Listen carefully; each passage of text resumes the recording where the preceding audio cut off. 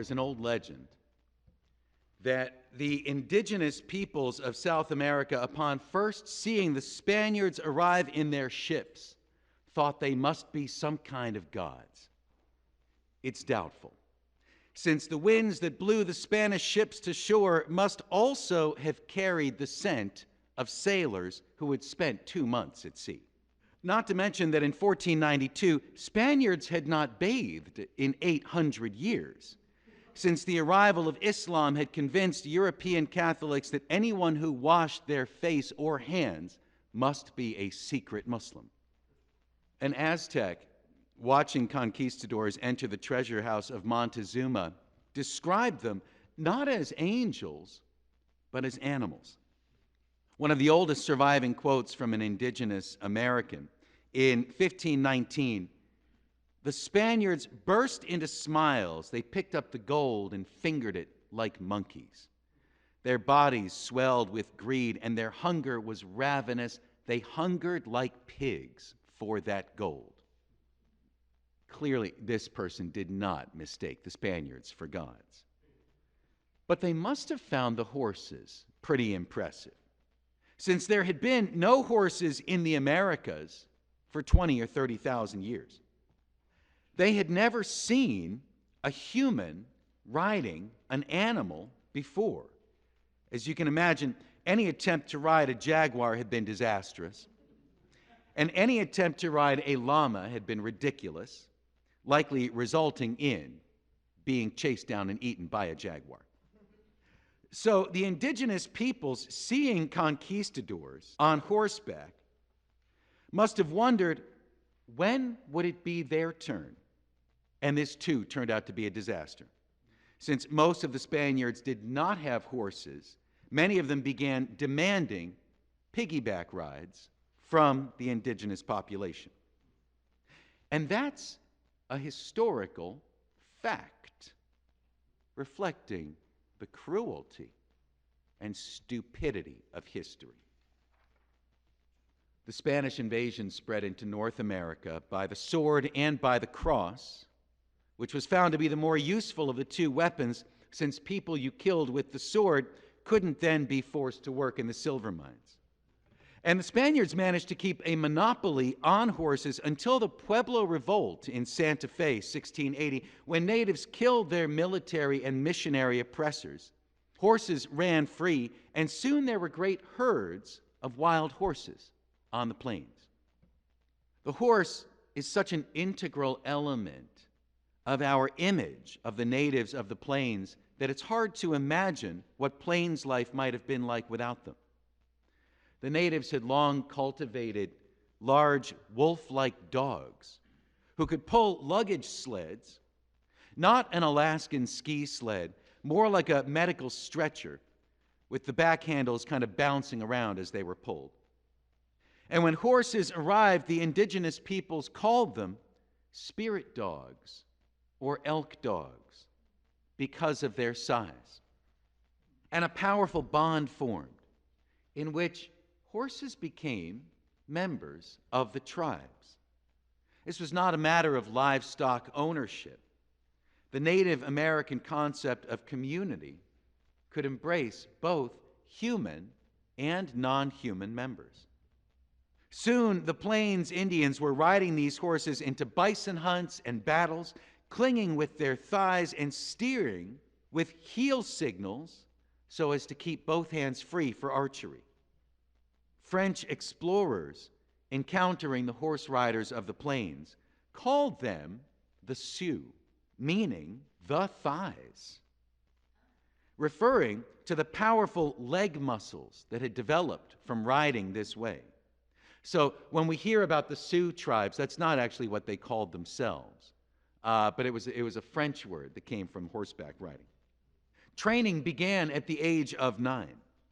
As Black Elk recalled, the most popular game for teenagers on the plains was called throwing them off their horses, where young warriors learned how to charge into the center of a circle, knock each other down, and it was an important lesson about how to recover quickly from a rough landing and remount before getting trampled. In the 1860s, the victorious veterans of the Civil War were shoved out into the plains to go fight the natives.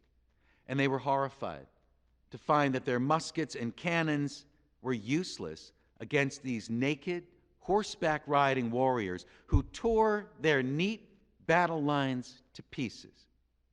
Stories traveled back east, and soon the Wild West stunt show was born, a sort of traveling carnival in which Native Americans put on daring displays of death-defying feats.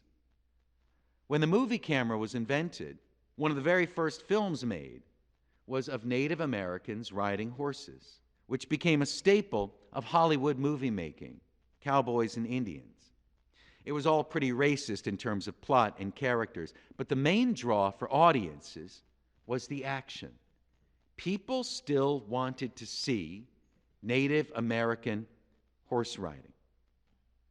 European Americans learned it from the natives, giving us one of our most powerful images of America, the cowboy, which as a child I always wondered, why is he called a cowboy? Why isn't he called a horseman? He's not a kid riding on a cow. But the cowboy has become one of those distinctly American things, as American as apple pie, which actually apples originally come from Russia. As American as fireworks, which originally come from China. As American as the American people who, come to think of it, the whole human species comes from Central Africa. But that's kind of what America is.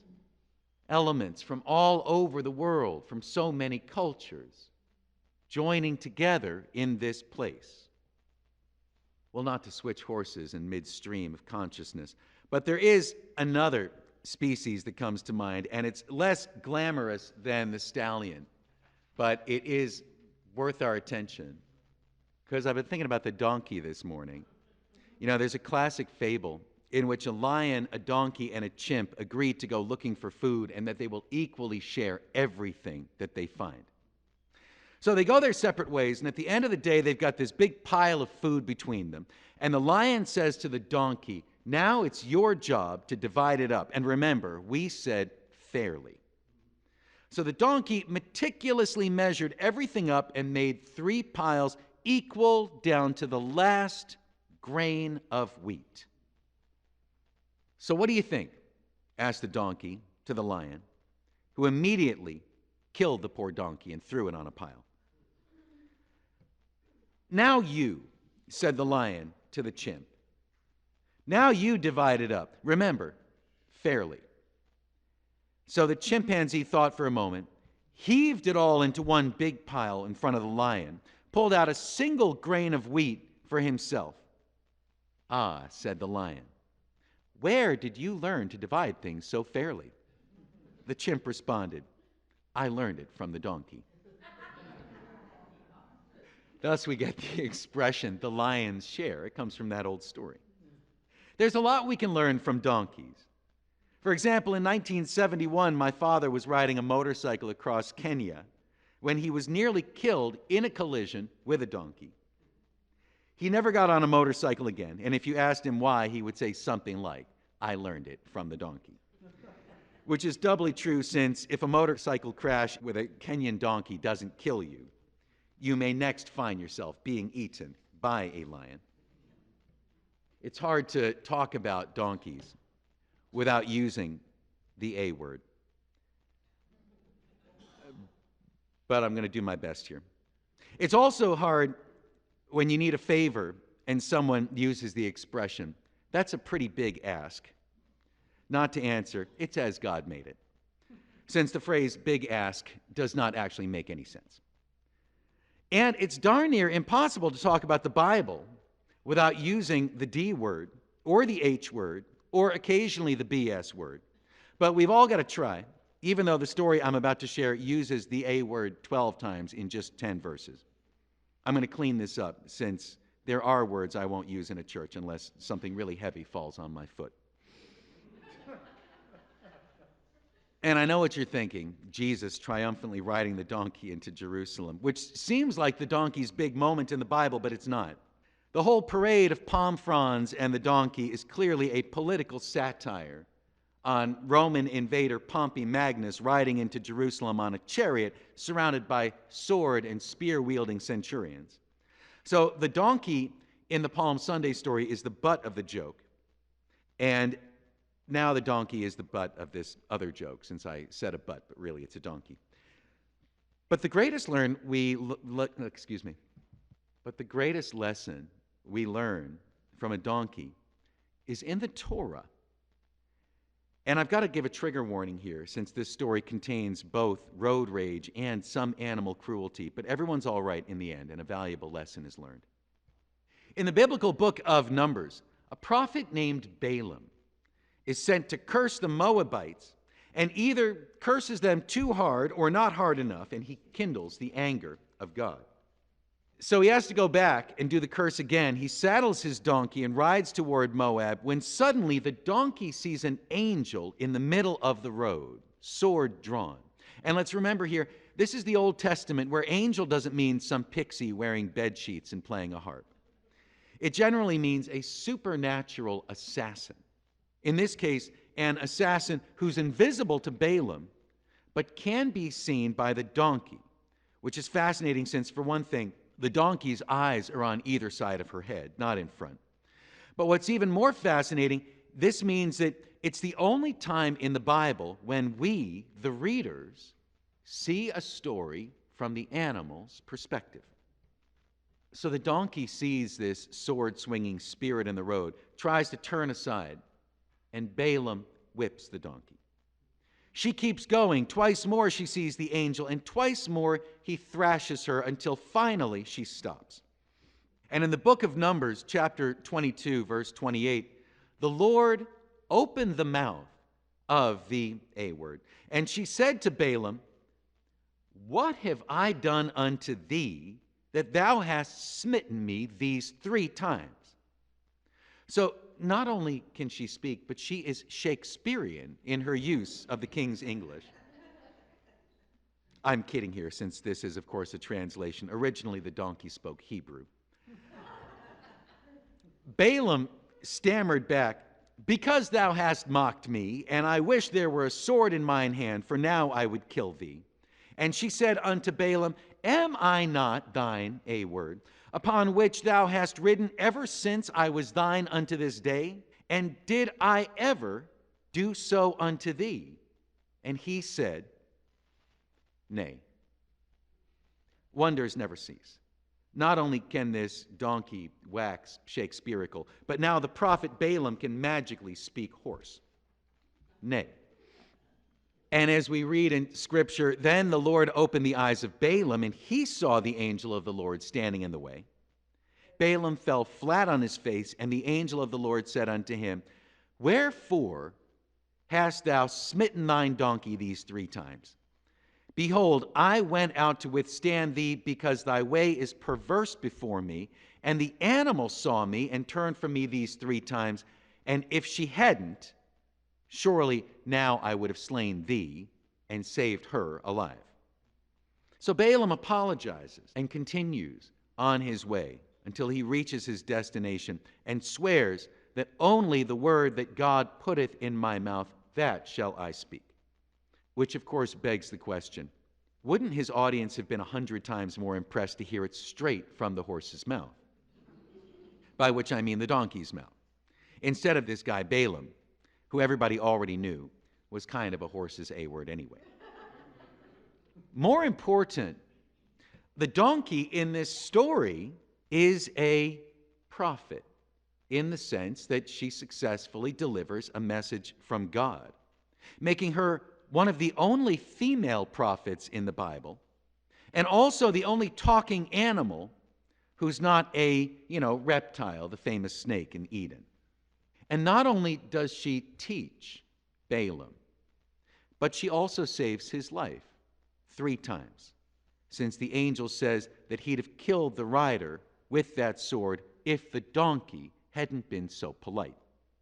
And now Balaam's really embarrassed, since he said that thing about if he'd had a sword, he would have killed the donkey right there on the road. A donkey is a symbol of stubbornness. Like no one ever said love and marriage go together like a mule and carriage. Although if you ask my wife. Well, the donkey is a famous symbol of stubbornness, but sometimes you've got to be stubborn when you know what's right. No, wait, that's those other people who are stubborn when they think they're right. Well, in this week to come, and in these years to come, whatever's going to happen, and I wish I knew, whatever's going to happen, I say to you, sometimes you've got to be stubborn when you really feel what's right. Thank you.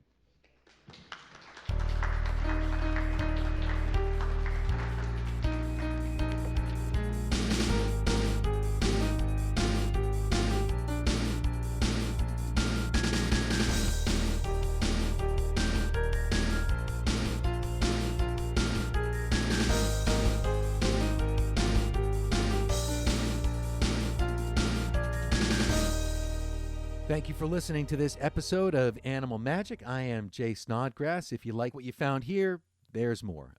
Please stop by and visit j-snodgrass.com. Thanks.